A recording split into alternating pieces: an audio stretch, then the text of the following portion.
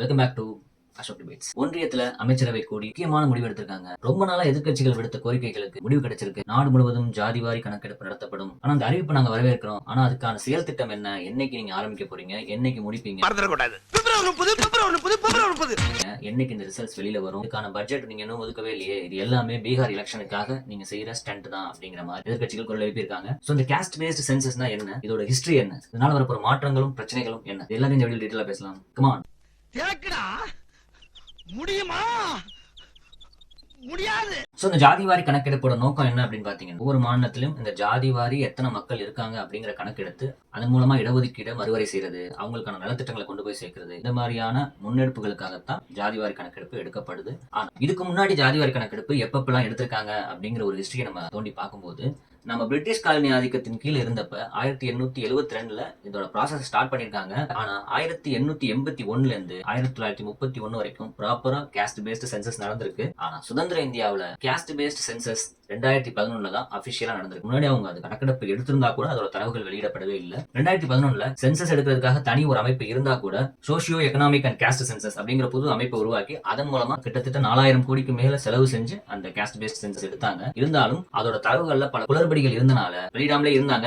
இருந்தாலும் 2014 மோடி ஆட்சிக்கு வந்ததுக்கு அப்புறமா காஸ்ட் பேஸ்ட் சென்சஸோட ரிப்போர்ட்டை வெளியிட்டு அதுல குளறுபடிகள் இருந்தனால அதன் மூலமா எந்த விதமான நடவடிக்கைகளும் எடுக்க முடியாத அளவுக்கு போயிடுச்சு.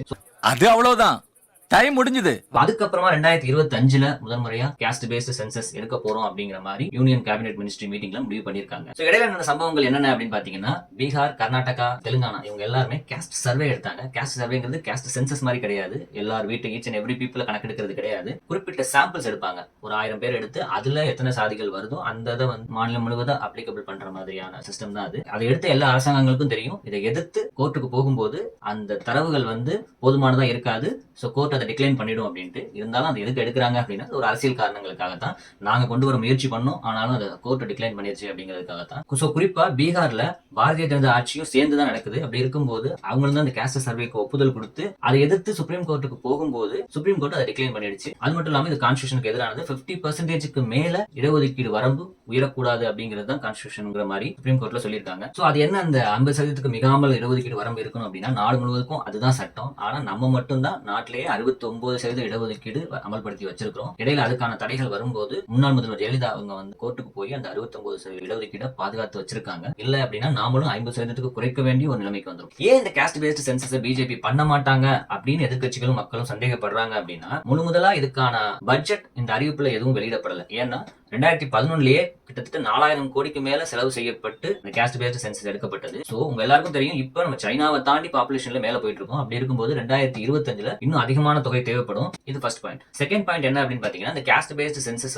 குறிப்பா ஏப்ரல் மே மாதங்கள்ல தான் நடத்தப்படும். ஏன்னா ஏப்ரல் மே மாசத்துல தான் ஸ்கூல்லாம் லீவ் இருக்கனால அந்த நேரத்துல அந்த டீச்சர்ஸ் பயன்படுத்தி இந்த காஸ்ட் பேஸ்ட் சென்சஸ் எடுப்பாங்க. சோ இது எல்லாத்தையும் விட முக்கியமான பாயிண்ட் என்ன அப்படின்னு பாத்தீங்கன்னா, இந்த தொகுதி மறுவரை செய்யப்படும். அதாவது ஒவ்வொரு தொகுதியிலையும் இவ்வளவு பேர் இருக்கணும் அப்படிங்கிற மாதிரியான ஒரு ஆவரேஜ் இருக்கும் இல்லையா? சோ அதனால இந்த தொகுதி எல்லைகள் மறுவரை செய்யப்படுறதுக்கு முக்கியமான வாய்ப்பு இருக்கு. அதையெல்லாம் விட முக்கியமான பாயிண்ட் என்ன அப்படின்னா, இடஒதுக்கீடோட வரம்பு இன்னும் உயரும். சோ இங்கதான் பிரச்சனை நடக்கும். ஏன்னா 1979, 80 மண்டல் கமிஷன் நாடு முழுக்க ஆய்வு செஞ்சு ஒரு ரிப்போர்ட்டை சப்மிட் பண்றாங்க. அதன்படி 27% ஓபிசிக்கு ரிசர்வேஷன் கொடுக்கணும் அப்படிங்கிறது தான் ஹைலைட் பண்ண ஒரு பாயிண்ட். ஆனா அது 10 வருஷம் டிஸ்கஷன்ஸ் நடந்து 1990 விபி சிங் பிரதம அமைச்சரா வரும்போதுதான் அந்த ரெக்கமெண்டேஷன்ஸ் அமல்படுத்தப்படுது. அந்த இடஒதுக்கீடுக்கு கடுமையான எதிர்ப்பு காட்டி விபி சிங்கோட ஜனதாதள் பார்ட்டிக்கு கொடுக்கப்பட்டு வந்த ஆதரவை பாரதிய ஜனதா கட்சி வாபஸ் வாங்கி இந்த அரசாங்கம் கலைஞ்சு போச்சு. அதுக்கப்புறமா அதை எதிர்த்து சுப்ரீம் கோர்ட்டுக்கு போய் 1992 அதுக்கான தீர்ப்பு வெளிவந்துச்சு. அந்த 27% இடஒதுக்கீடுக்கு எந்த ஆபத்தும் வரல. ஆனாலும் சர்டன் கண்டிஷன்ஸ் போட்டிருந்தாங்க. அதாவது 50% மிகாமல் இடஒதுக்கீடு முறை ஒவ்வொரு மாநிலத்திலும் பின்பற்ற வேண்டும் அப்படிங்கிற மாதிரி கொண்டு வந்திருந்தாங்க. சோ இந்த சுப்ரீம் கோர்ட் தீர்ப்பு வந்தது 1992 அரௌண்ட் நவம்பர் மாசம் நினைக்கிறேன். சோ இந்த இடஒதுக்கீடு முறை அமல்படுத்தப்பட்டதுக்கு அப்புறம் ஓபிசி மக்களிடையே பாரதிய ஜனதா கட்சிக்கு ஒரு எதிர்ப்பு வந்தது. சோ அதை சரி கட்டுறதுக்காக தான் நம்ம ஓபிசி, எஸ்சி, எஸ்டி எல்லாம் இருக்கக்கூடாதுன்னு சொல்லிட்டு அடுத்த மாசமே ரத யாத்திரைன்னு கிளம்பி போய் பாபர் மசூதி இடிப்பு நடத்தப்பட்டுச்சு. சோ இதனால பிஜேபிக்கு என்ன பிரச்சனை வரப்போகுது ஓபிசிக்கு இடஒதுக்கீடு கொடுக்கறதுனால அப்படின்னு பாத்தீங்கன்னா, பிஜேபியோட ஓட் சோர்ஸ் என்ன அப்படின்னு பாத்தீங்கன்னா அது ஓபிசி மக்கள் தான். ஏன்னா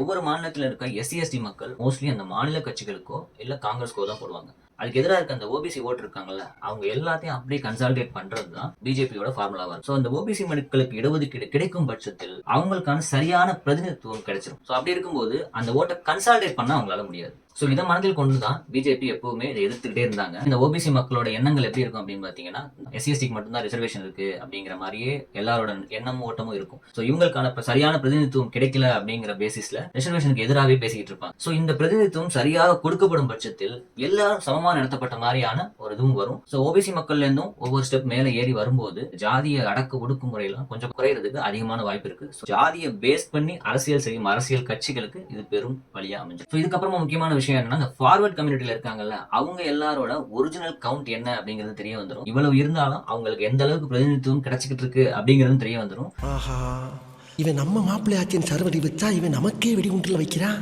ஸோ இதன் மூலமா இடபிள்யூஎஸ் வரம்பு இருக்குல்ல, அது குறைக்கப்படுறதுக்கு ஒரு வாய்ப்பு இருக்கு. அதனாலதான் அந்த கம்யூனிட்டியில இருக்கிறவங்க எல்லாரும் இந்த ஜாதிவாரி கணக்கெடுப்பு எப்பவுமே எதிர்த்துக்கிட்டே இருப்பாங்க. ஃபார் எக்ஸாம்பிள் பேசணும்னா நீங்க ரங்கராஜ் பாண்டேயோட ரீசென்ட் பேட்டி எடுத்து நீங்க பார்க்கலாம். ஸோ அடுத்த பிளஸ் என்ன அப்படின்னு பாத்தீங்கன்னா, பிஜேபிக்கு மட்டும் இதுவரை உதவிக்கிட்டு இருந்த ஒரு கான்செப்ட் வந்து எல்லா கட்சிக்கும் உதவுறதுக்கு ஒரு வாய்ப்பு. பிஜேபி எப்பவுமே சோஷியல் இன்ஜினியரிங் அப்படின்னு ஒன்று பண்ணுவாங்க. ஒவ்வொரு எலெக்ஷன் அப்பவும் ஒவ்வொரு தொகுதியிலையும் எந்த ஜாதியினர் அதிகமா இருக்காங்க அப்படிங்கறதையும் பார்ப்பாங்க. ஒருவேளை அந்த ஜாதியினரை இவங்க கண்ட்ரோலுக்கு கொண்டு வர முடியாத பட்சத்துல, ஃபார் எக்ஸாம்பிள் 100%ல 40% ஒரு ஜாதி இருக்கு அப்படின்னா எல்லா கட்சியினரும் அந்த வேட்பாளர் தான் நிறுத்துவாங்க. அந்த வேட்பாளருக்கு, பிஜேபியோட வேட்பாளருக்கு அந்த ஓட்டுகள் கிடைக்கப்படாது அப்படிங்கிற பட்சத்துல அதுக்கு எதிராக இருப்பாங்கல்ல 60%, அவங்கள பூரா ஒன்றிணைக்கிறதுக்கான வேலையை பிஜேபி பார்க்கும். ஸோ இது அவங்களோட அரசியல் யுக்தியாவே இவ்வளவு நாள் இருந்தது. ஸோ இதுக்கான டேட்டா இருக்குல்ல, அந்த டேட்டா இது வரைக்கும் அபிஷியலா கிடையாது. பிஜேபி ரகசியமா தான் பண்ணுவாங்க. அது இப்போ அபிஷியலா வரும் பட்சத்தில் இனிமே இது எல்லா கட்சிகளுக்கும் உதவும். அதாவது இந்த கட்சி இந்த கட்சின்னு இல்ல, எந்த கட்சிக்குமே உதவும். ஆனா இதுல சில பிரச்சனைகளும் எழும். அதாவது என்னன்னா, ஒவ்வொரு மாநிலத்திலையும் ஒவ்வொரு மாவட்டத்திலையும் எந்த ஜாதியினர் அதிகமா இருக்காங்களோ அவங்க மற்ற ஜாதிகள் மேல ஒரு ஆதிக்கத்தை செலுத்துறதுக்கு வாய்ப்பு இருக்கு. எல்லா அரசியல் கட்சிகளுமே ஒவ்வொரு தொகுதியிலையும் எந்த ஜாதியினர் அதிகமா இருக்காங்களோ அதுக்கேற்ற மாதிரி தான் வேட்பாளர்களும் நிறுத்தப்படுவாங்க. சோ அது இன்னும் தீவிரமடையும். இனிமே அந்த ஜாதிய மோதல்கள் அதிகமாகிறதுக்கும் நிறைய வாய்ப்பு இருக்கு. ஆனா பிஜேபி இதை செய்வாங்களா அப்படிங்கிற டவுட்டே பல பேருக்கு இருந்தாலும், அமைச்சரவை முடிவு அறிவிக்கப்பட்டதன் பேரில் இது நடத்தப்படும் அப்படிங்கிறதுல எந்த விதமான மாற்று கருத்தும் இல்ல. ஆனாலும் இந்த டேட்டா எந்த அளவுக்கு பலனளிக்கும், எந்த அளவுக்கு ரிசர்வேஷனோட எண்ணிக்கைகள்ல இது மாற்றங்கள் கொண்டு வரும். ஆல்ரெடி 50% மேல இது இருக்கக்கூடாதுன்னு சுப்ரீம் கோர்ட் சொல்லியிருக்கேன். அதையும் எதிர்த்து எப்படி அரசு வெற்றி பெறும் அப்படிங்கறதெல்லாம் நம்ம பொறுத்திருந்து தான் பார்க்கணும். ஓகே சப்ஸ்கிரைபர்ஸ், இந்த பிஜேபி எடுத்திருக்க இந்த முக்கியமான முடிவை பற்றி உங்களோட கருத்துக்கள் என்ன? ரிசர்வேஷன் இந்த அளவுக்கு மாற்றங்கள் வரும்னு நீங்களும் நினைக்கிறீங்களா அப்படிங்கிறது எல்லாத்தையும் கமெண்ட் செக்ஷன்ல சொல்லுங்க. இந்த வீடியோ உங்களுக்கு பிடிச்சிருந்தா லைக் பண்ணுங்க, உங்க ஃப்ரெண்ட்ஸ் அண்ட் ஃபேமிலிக்கு ஷேர் பண்ணுங்க. ஃபர்ஸ்ட் நீங்க சப்ஸ்கிரைப் பண்ணுங்க. இதே மாதிரி முக்கியமான கண்டென்ட்டோட அடுத்த வீடியோ வந்து சந்திக்கிறேன். Until then, I am your Ashok, the Ashok Debates.